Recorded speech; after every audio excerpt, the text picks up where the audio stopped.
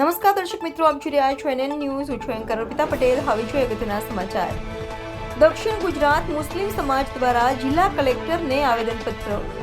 કથિત પત્રકાર અને સમાજ સેવક તરીકેની ઓળખ આપી ખંડણી માંગતા લોકો સામે કાર્યવાહીની માંગ.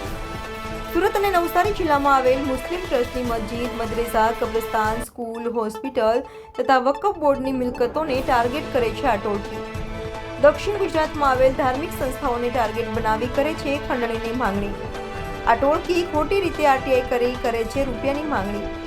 કોંગ્રેસના આગેવાન અસલમ સાયકલવાળા સહિત મુસ્લિમ સમાજના આગેવાનો દ્વારા આ બાબતે આવેદનપત્ર.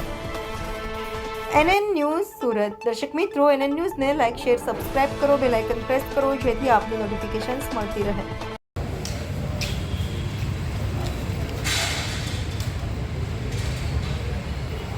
આજ રોજ આપ જોઈ શકો છો કે સુરત જિલ્લા, નવસારી જિલ્લા અને તાપી જિલ્લાથી ઘણા મુસ્લિમ સમાજના આગેવાનો કલેક્ટર શ્રી સુરત સમક્ષ એક રજૂઆત કરવા આવ્યા છે. રજૂઆતનું મૂળ મુખ્ય એવું છે કે છેલ્લા ઘણા સમયથી એક ચોક્કસ ટોળકી જે સમાજ સેવાના નામે કહો કે મીડિયાના નામે એક પોતાની ગેંગ બનાવીને જે મુસ્લિમ ટ્રસ્ટના જે ટ્રસ્ટીઓ છે કે એમની મિલકતોને ટાર્ગેટ કરી છે એ બાબતે સમાજમાં એક રોષ છે. અને એ લોકો સરકારી વિભાગમાં વિવિધ જગ્યાએ ખોટી રીતે આરટીઆઈ કરીને કે ખોટી સાવ ઉપજાવી કાઢેલી ફરિયાદો કરીને ટ્રસ્ટીઓને હેરાન પરેશાન કરે છે કે એમને બ્લેકમેલ કરવાનો ધંધો કરે છે, ખંડણી માંગણી કરે છે. ને એ બાબતની ઓલપાડ પોલીસ સ્ટેશન હોય, પલસાણા પોલીસ સ્ટેશન હોય કે કામરેજ હોય કે નવસારી હોય, ઘણી જગ્યાએ એમના વિરુદ્ધમાં અરજીઓ કરવામાં આવી છે. તેમ છતાં એમની વિરુદ્ધમાં ગુના દાખલ કરવામાં આવતા નથી. એટલે અમારી સરકાર સમક્ષ એક જ રજૂઆત છે કે આવા તત્વોને, આવા અસામાજિક તત્વોને કે જેને સમાજ સાથે કોઈ લેવા દેવા નથી, કે પત્રકારત્વ સાથે કોઈ લેવા દેવા નથી, કે પત્રકારત્વ તરીકેની પોતાની ફરજ પણ એ લોકો શું છે સમજી શકતા નથી.